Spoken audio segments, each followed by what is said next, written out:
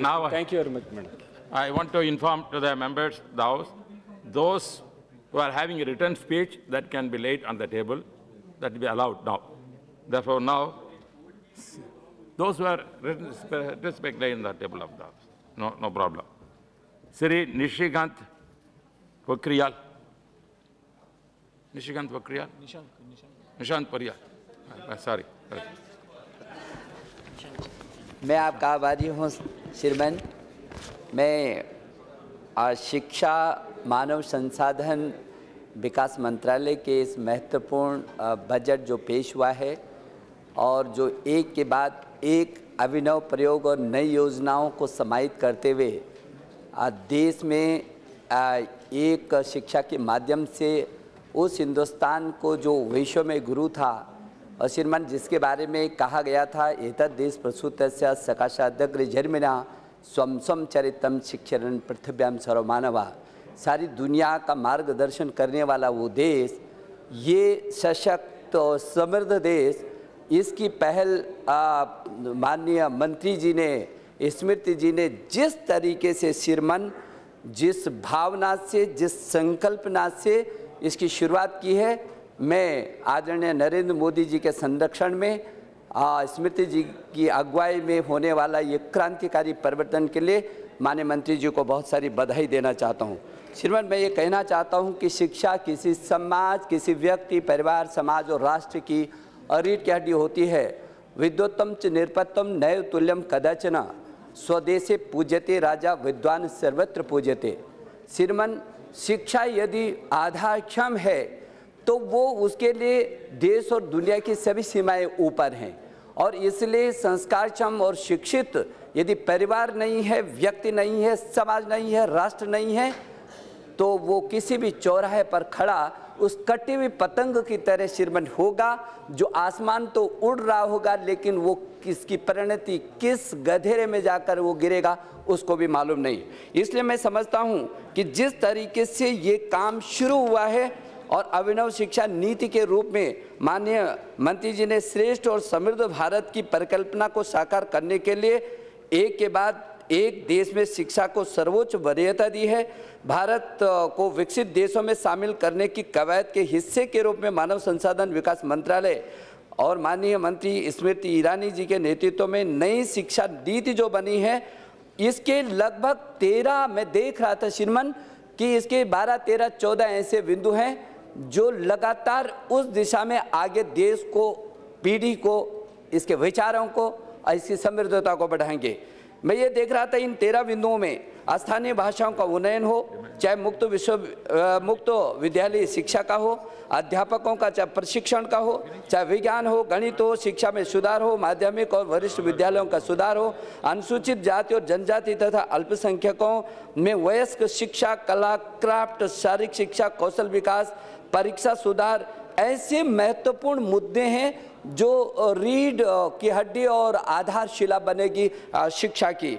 इसलिए मैं उच्च शिक्षा में गुणात्मक सुधार लाने के लिए उच्च शिक्षा नीति में जिन बिंदुओं का उल्लेख किया है जिसमें शिक्षा की गुणवत्ता सुधार, संस्थानों की मान्यता, रैंकिंग, केंद्रीय संस्थानों की महत्वपूर्ण भूमिका, राज्य विश्वविद्यालय को उन्नयन, क्षेत्रीय विषमता को दूर करना, शोध अनुसंधान को बढ़ावा देना, शिक्षा का अंतर्राष्ट्रीयकरण करना और निजी क्षेत्र के साथ सार्थक भागीदारी, उच्च शिक्षा एवं सामाजिक संबंध, नियामक व्यवस्था में सुधार, मुक्त एवं ऑनलाइन शिक्षा को बढ़ावा और शिक्षा में प्रौद्योगिकी, कौशल विकास और उच्च शिक्षा के समन्वय पर जिस तरीके से ध्यान केंद्रित किया गया है और जिस रास्ते से उनको आगे बढ़ाने की ये कवायद की जा रही है, मेरा भरोसा है कि श्रीमान निश्चित रूप में हमारा मानव संसाधन विकास मंत्रालय इन नई पहलों से इस देश को उसकी शिखर तक पहुंचाने में सफल होगा। मैं समझता हूं कि जिस तरीके से समृद्ध भारत और श्रेष्ठ भारत के निर्माण के लिए विद्यार्थी, अध्यापकों और अभिभावकों के कल्याण के अभिनव पहल की है, सबके बीच अभिनव समन्वय किया है। जैसे श्रीमान कुशल योजना, ये कुछ मैं मंत्री जी को बधाई देना चाहता हूँ कि पहली बार सरकार ने समूचे देश के अंदर 100 ज्ञान उन्नयन केंद्रों की स्थापना की है श्रीमान, जिसमें कौशल विकास को बढ़ावा दिया जाएगा। विश्वविद्यालय अनुदान आयोग की देखरेख में ये केंद्र संचालित होंगे। इसलिए प्रधानमंत्री जी का मेक इन इंडिया और स्किल इंडिया जैसे महत्वाकांक्षी योजनाओं को ये सफलीकृत करेगा और निश्चित रूप में उसको एक दिशा देगा। ऐसे ही श्रीमान अंतर्राष्ट्रीय शैक्षणिक नेटवर्क की स्थापना, ये भी बहुत महत्वपूर्ण निर्णय है श्रीमान, और इसके लिए भी मैं मंत्री जी को बहुत बधाई देना चाहता हूँ। पहली बार सरकार ने ये महसूस किया कि भारत में शिक्षा, उच्च शिक्षा और शोध के स्तर पे अपेक्षित प्रगति होनी चाहिए। श्रीमान ये देश वो देश है जहाँ सारी दुनिया के लोग शोध करने के लिए आते हैं, और यदि पीछे के दशकों में देखा जाए तो वही देश जो विश्वगुरु था, वो देश ऐसे स्थान पर खड़ा हुआ जिसकी चर्चा भी करना मैं उचित नहीं समझता। इसलिए पुनः उस देश को उसकी शिखर तक पहुंचाने की जो ये कवायद है, इसमें उसकी श्रेष्ठता सिद्ध करनी होगी। और इसी मंशा से मंत्रालय अंतर्राष्ट्रीय वैज्ञानिकों, विद्वानों को देश में आमंत्रित करने और अंतर्राष्ट्रीय शैक्षणिक नेटवर्क की जो स्थापना की है, जहां विदेशी विशेषज्ञों को देश में कार्य के लिए बुलाया जाएगा और यहाँ के जो विशेषज्ञ वो बाहर जाएंगे। पारस्परिक हम लोग हस्तांतरण कई शिक्षा की नीतियों का और उनकी तकनीकों का श्रमण कर सकेंगे। मैं स्वच्छ विद्यालय के लिए भी जो बालिकाओं को शौचालय उपलब्ध कराने के क्रम में पहली बार मैं समझता हूं किसी के मन में शायद ऐसा विचार आया होगा कि औद्योगिक क्षेत्र के लोगों का सामाजिक दायित्व का जागरण हो और वो औद्योगिक क्षेत्र के घराने ये संकल्प लें कि वो 1 लाख से अधिक शौचालय विद्यालयों में बनाएं। इसके लिए भी मंत्री जी को मैं बहुत सारी बधाई देना चाहता हूं कि सामाजिक दायित्वों का जागरण उनमें भी किया है और एक अभिनव पहल है ये भी, जो 1 लाख से भी अधिक शौचालयों को निर्माण करेंगे। श्रीमान उन्नत भारत अभियान जो IIT द्वारा 10 गांवों को, पहले शायद किसी की समझ में आया होगा कि जो IIT श्रीमान हमारे विभिन्न स्थानों पर हैं, उनके इर्द गिर्द दिखना चाहिए श्रीमान आईना कि हाँ मेरा ये जो IIT है मेरे क्षेत्र में है। उदाहरण के लिए श्रीमान मेरा हरिद्वार लोकसभा के अंदर यदि रुड़की का IIT है तो आसपास के 10-20 गांव को ये लगना चाहिए, गौरव महसूस होना चाहिए कि हाँ उसकी जो छाप है, उसका जो संरक्षण है, उसकी जो चमक है वो उन तक आसपास में पड़ रही है। और इसके लिए ये जो पहल की है कि हर IIT को 10 ग्रामों का चयन करने का ये जो निर्णय लिया है और उसमें प्रौद्योगिकी के माध्यम से विकास करने का ये जो संकल्प लिया है, इससे निश्चित रूप में उसके आसपास के गांवों का बहुत विकास होगा और वो विकास की दिशा में वो मुख्य धारा से जुड़ सकेंगे। देश के लिए अभिनव प्रयोग होगा, एक अलग सा उदाहरण होगा। श्रीमान स्वतः कार्यक्रम, स्वयं कार्यक्रम वाला जो ये अनूठा कार्यक्रम है, ये भी IIT केंद्रीय विद्यालयों के प्रोफेसर देश के नागरिकों को ऑनलाइन कोर्स प्रदान करेंगे। ये भी योजना बिल्कुल मंत्रालय की एक अभिनव योजना है और नई योजना है।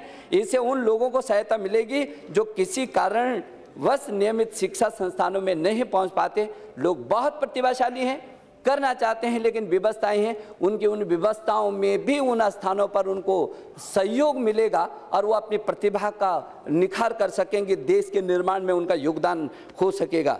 श्रीमान जो ये ईशान विकास, ये जो अभिनव योजना है ईशान विकास कि संवेदनशील और सामरिक रूप से महत्वपूर्ण पूर्वोत्तर राज्यों की समृद्धि से ही स्वाभाविक ये है कि जो पिछड़े क्षेत्र हैं जब उनकी समृद्धि होगी वो सशक्त होंगे, वो विकास में आगे आएंगे, शिक्षा में समृद्ध होंगे श्रीमान, तो देश समृद्ध होगा। और इसी भावना से जो IIT, NIT और अन्य शैक्षणिक संस्थानों के विद्यार्थी पूर्वोत्तर राज्यों में अपने अवकाश के समय जाकर के उनको शिक्षा प्रदान करेंगे।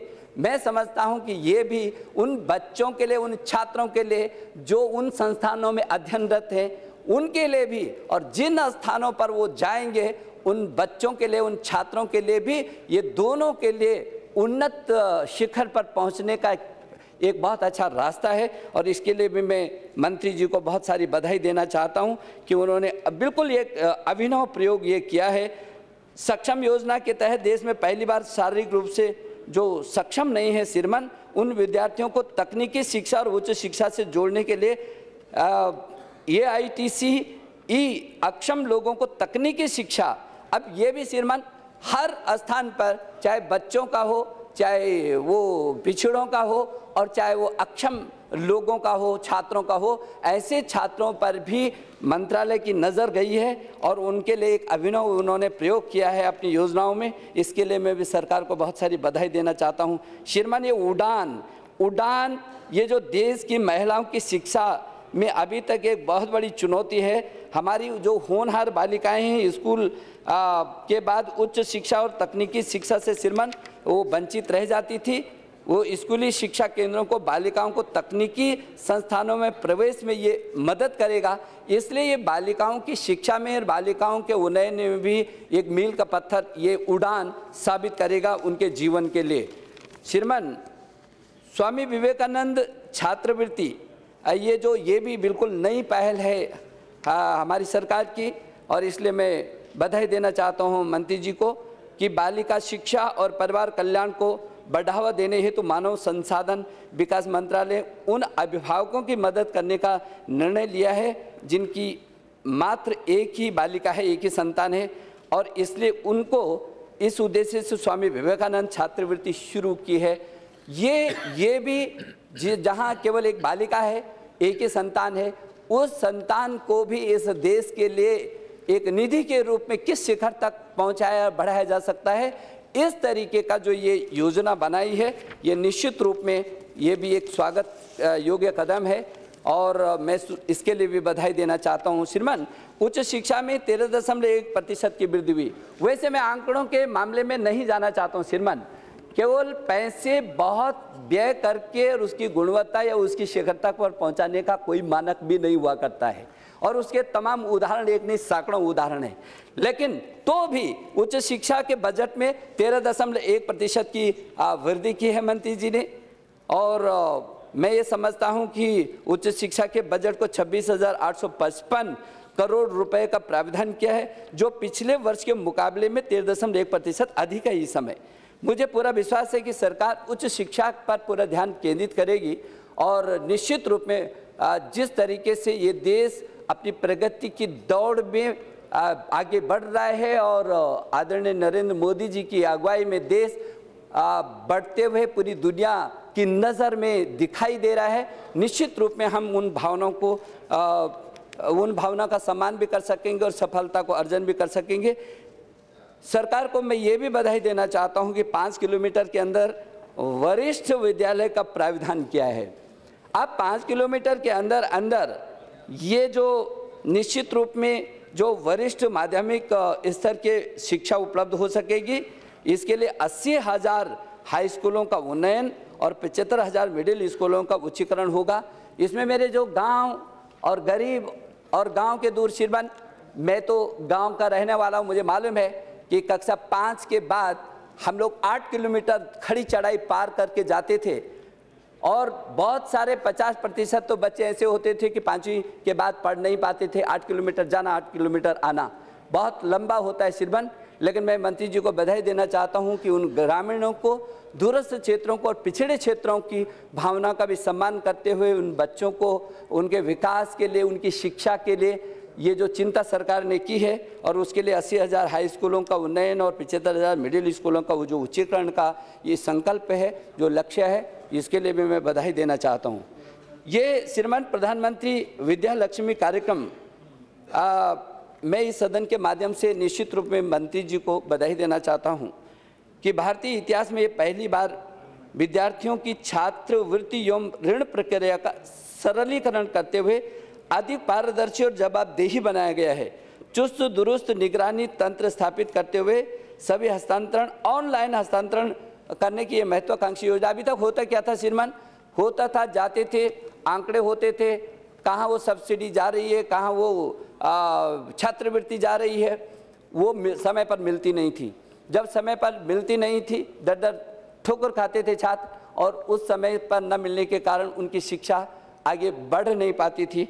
तो इसलिए ये भी जो प्रयोग किया है ये बहुत अच्छा किया है श्रीमान।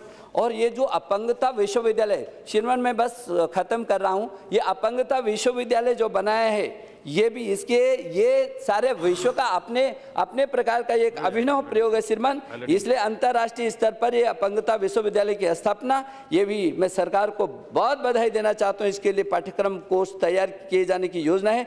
अंतर्राष्ट्रीय सहयोग में जो सफलता की कुशल नेतृत्व, अनुसंधान और विकास को बढ़ावा देने की है श्रीमान। Germany, Norway, America, Israel, Japan के साथ साथ द्विपक्षीय शोध कार्यक्रमों के क्रियान्वित किए जाने का जो निर्णय सरकार ने लिया है, ये भी बहुत अभिनव है। नेपाल, भूटान और बांग्लादेश के साथ शैक्षणिक सहयोग के अनुबंध भी किए गए हैं, इसके लिए भी मैं बधाई देना चाहता हूं। स्वयं मूल्यांकन को बढ़ावा देने का भी एक अभिनव प्रयोग है। भारत के इतिहास में संभवतः ये पहली बार स्वयं मूल्यांकन को बढ़ावा देने के लिए 2 करोड़ से भी अधिक छात्र छात्राओं एवं 1.5 लाख से अधिक अध्यापकों को मूल्यांकन प्रक्रिया से जोड़ने का ये व्यापक कार्यक्रम, ये शायद इस देश का नहीं श्रीमान, ये सारे विश्व का अद्भुत एक उदाहरण होगा श्रीमान।